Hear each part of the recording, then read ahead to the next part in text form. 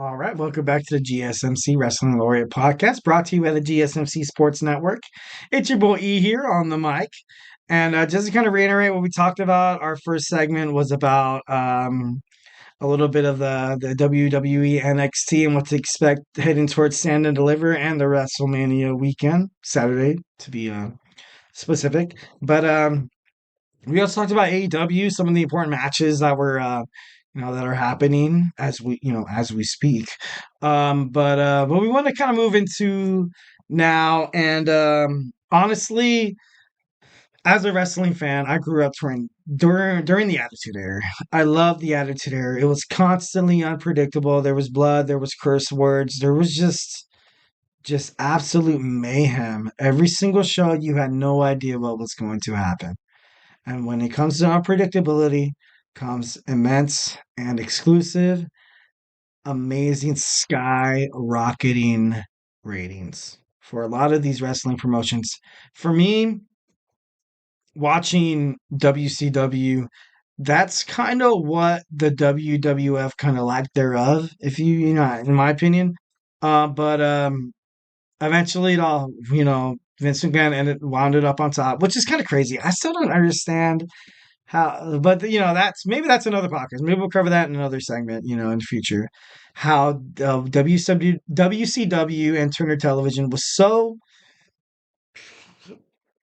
was absolutely killing it. They were in charge of the ratings on Monday night and Thursday night for years, and they were the ones who went under, which is kind of baffles me. During the Busted Open podcast host and former wrestler Bully Ray and Hall of Famer, kind of said that the WWE Attitude Era mantra is on this WrestleMania 40 main event, meaning that you kind of have The Rock, Roman Reigns, who kind of they're on this level. Like right now, there's no turmoil within the bloodline, you know. And then you have Seth Rollins and Cody Rhodes, and both of the teams are trying to create a wedge where they can kind of have this. I don't want to say advantage because I don't know. I don't feel like that's the right word, but I'm going to use it. They kind of have this advantage, this kind of this approach that you never really had this existence as a wrestling fan, that Seth was going to turn on Cody or Rock was going to turn on Roman until this promo was released on, I think it was Friday Night SmackDown, and it was absolutely crazy. It was absolutely crazy. But you kind of have that Attitude Era esque to it, like that Stone Cold Steve Austin DTA. Don't trust anybody. Stone Cold Steve Austin 316. I just whipped your ASS. But nobody should have trust Austin because that's just how the Attitude Era was. That a lot of these superstars were kind of just out on their own. Like a lot of these superstars didn't like invite the other person to dinner or didn't like be like, hey, you want to go work out and lift some weights together? No, dude, it was like, dude, I want your title, man. Like, I want to be the best there is, the best there was, and the best there ever will be. Bret Hart, if anybody knows, now you know. And I'm just kidding. But there's been a lot of turmoil within this promotion between Cody Rhodes, Seth Rollins, and The Rock and Roman Reigns, but yet no betrayal. No betrayal, no signs of betrayal. And I think, in my opinion, that just kind of escalates and it kind of builds up within our little WWE wrestling bodies that something's going to happen. Absolutely, something's going to happen. Someone's going to betray somebody. And it's just going to be the biggest, like, moment of the century. When was the last time WWE really had that moment? For me, there's a lot of mini moments. There's a lot of baby moments. But one of them was when Seth Rollins turned on the Shield. That was like one of those, like, what the? And another one was when they were trying to find out who was going to be the next Universal Champion when Finn Balor was hurt. and relinquish the title. And Seth Rollins thought that Triple H was going to be on his side, but he got pedigreed, and then Kevin Owens came in and he was the Universal Champion with Chris Jericho and stuff like that. So within the last, oh man, that was like 5 years ago, 6 years ago. So with that being said, honestly, it's been a while since I've been shocked. It's been a while. I was a little shocked that Cody Rhodes didn't win last year, but as soon as Cody Rhodes didn't win last year, as a wrestling fan, and I know a lot of you people could probably relate, you kind of knew that he was gonna win this year. Like he was gonna win this year. So, that could be good. That could also be bad. You lose that unpredictability, you lose that aspect of it, which is what wrestling fans are really like hooked on nowadays. But anyways, moving on. So the absolutely unpredictability, an oh my god moment. Um, it's crazy how once when The Rock started, once when he became the board of directors for TKO, which is part of Endeavors, which is part of the UFC, WWE aspect. Ever since that merger, you just can't help but to see that a lot of this writing in WWE content or creative has been doing a lot better. The Rock has been working behind the scenes with a lot of superstars. You could tell that, like, I know The Rock, a lot of the, definitely from years, he kept saying, I'm going to come back. I'm come back. I'm home. I'm home. I'm gonna do WWE good.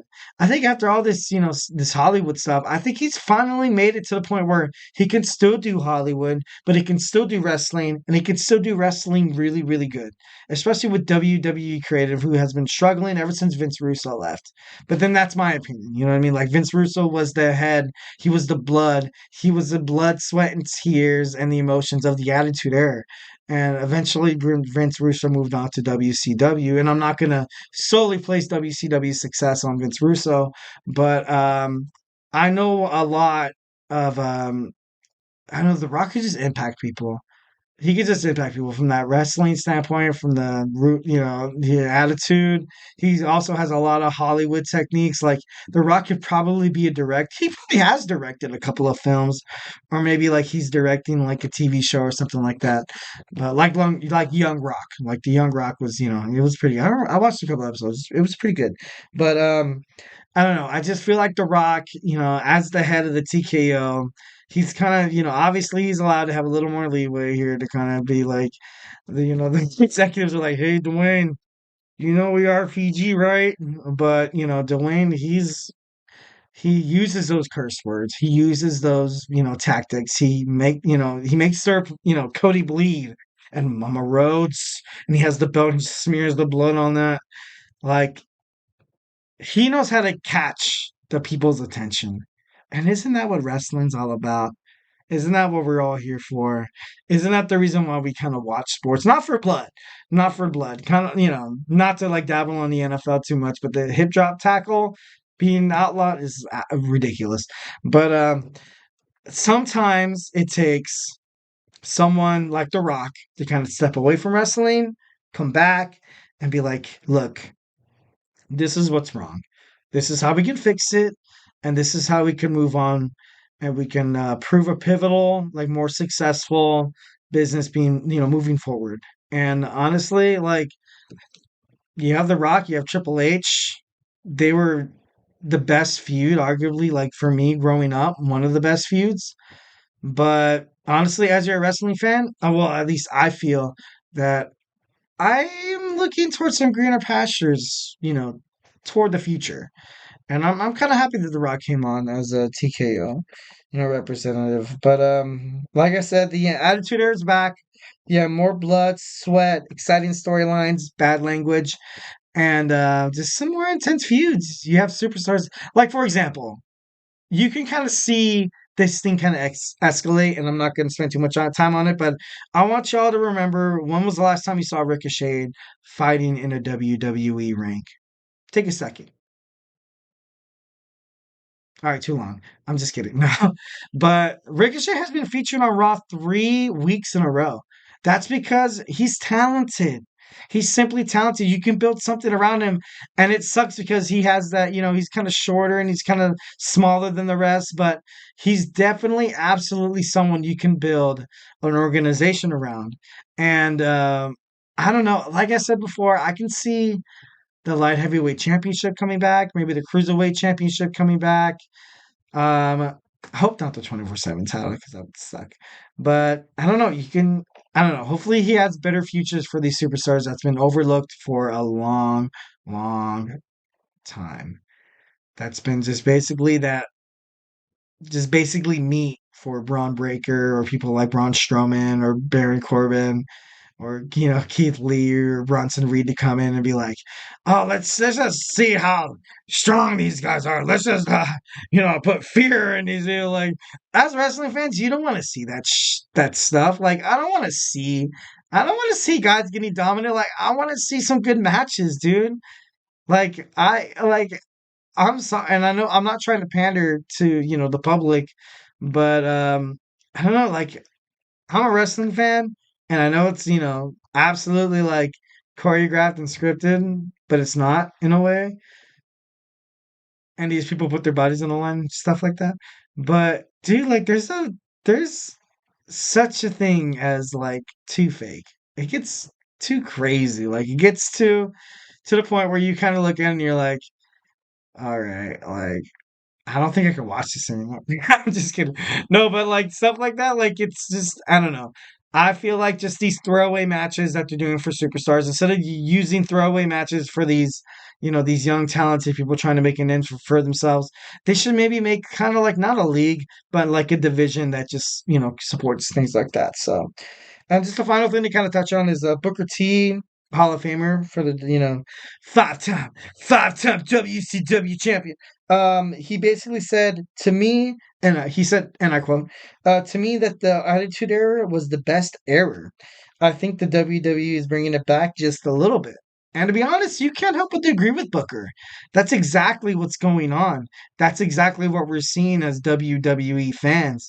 And, we love it. I like it. I haven't been on the edge of my seat from WrestleMania in a long, long time, which is kind of crazy because next year they kind of have to build off those emotions to kind of hit that same expectation, which I'm excited to see what they do about that. But right now, I think they're doing a pretty darn good job. So, kudos to them. All right. So, we talked about that. We talked about the Attitude Era coming back possibly. Next, we kind of want to talk about the WWE Women's Division. It's getting pretty heavy, guys. It's getting pretty crazy. And a lot of these superstars, we have a couple people coming back. But then again, we have a lot of people within the organization that's ready just to push it. Like a lot of NXT, a lot of AEW women's wrestlers. Like you kind of look at it, and it's to the point where nowadays, women's wrestling could probably be the main event in multiple pay-per-views. It doesn't have to be Royal Rumble. It doesn't have to be SummerSlam. It doesn't have to be WrestleMania. It doesn't have to be AEW, it doesn't have to be Big Business or Dynamite or, Dynasty. But a lot of these girls can, carry on that weight. So, it's important not to underestimate them. So we're going to talk about that when we come back. All right.